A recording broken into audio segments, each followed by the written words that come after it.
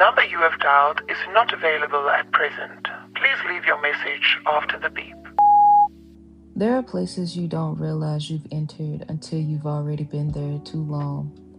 No signs, no warning, no gates that close behind you, just a quiet shift in the way you start thinking, the way you start hoping, the way you start waiting.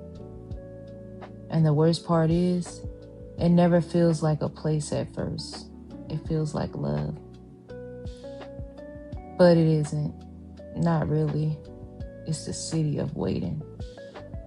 And once you've arrived here, you don't leave all at once. You leave in pieces. Every time you say, maybe tomorrow they'll respond, a piece of you stays behind. In the city of waiting, time doesn't move forward. It loops. It repeats the same hour in different emotional versions. Morning feels like hope. Afternoon feels like doubt. Night feels like questioning your worth. And midnight, midnight feels like negotiation. You start negotiating yourself like, I won't check my phone again. I'll wait just a little longer. I don't want to seem too available. But your hand already knows where the phone is.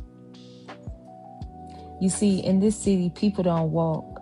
They hover between leaving and staying, between knowing and hoping. And everyone here has something in common. They're all waiting on someone who is not waiting on them. That is the rule of this place, unspoken, but understood by everyone who arrives. You'll recognize them easily. They're the ones staring at the screens too long, rereading conversations that didn't need to be reread, searching for meanings in words that were never meant to hold depth. They'll say things like, maybe they're busy, maybe they forgot, maybe they didn't see it, but deep down, they already know. They just don't want to leave the story unfinished. Because in the city of waiting, unanswered messages feel like unfinished chapters, and humans hate unfinished stories, so they say.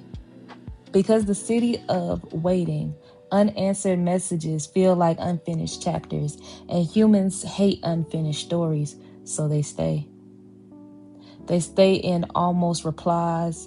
They stay in delayed affection. They stay in emotional maybes. And slowly, they begin to confuse waiting with loyalty. But waiting is not loyalty. Waiting is surrendering your present for someone else's inconsistency. There are clocks in this city, everywhere, but none of them tell real time. They tell emotional time. How long should I wait before I double text? How long is too long before I let go? And every answer depends on hope, not truth. Because truth is simple, but waiting makes everything complicated. You start turning silence into meaning, start studying delays like language, start believing effort is hidden instead of absent. But absence doesn't need decoding. It just is. Let me say this slowly so it lands where it needs to land. You were not patient. You were postponing pain. You were not understanding them.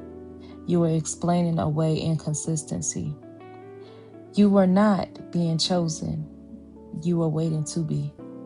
And the hardest truth of all is that they didn't leave you waiting. You chose to stay there. Because waiting feels safer than facing what absence is saying. If they wanted to respond, they would have. If they wanted to show up, you wouldn't be guessing. If they wanted clarity, you wouldn't be confused. Confusion is not love in disguise. It is information you refuse to accept. And one day, something starts to change. Not dramatically, not loudly, just quietly. You check your phone and feel nothing. Not because you stopped caring, but because your body is tired of hoping. The waiting doesn't feel romantic anymore. It feels heavy. It feels repetitive. It feels like you're standing still while life moves around you. And for the first time, you start asking a different question. Not, when will they reply, but why am I still here? You see, leaving the city of waiting doesn't feel like freedom at first.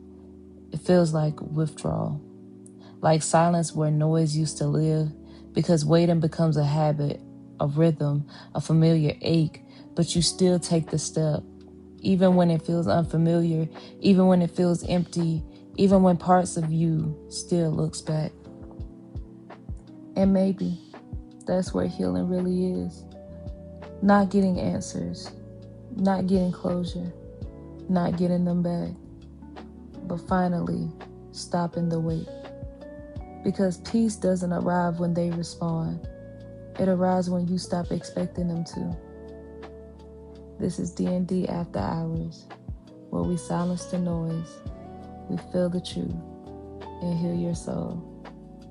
I'm your host, Destiny Nathasia, and I'll call you back, and you better answer.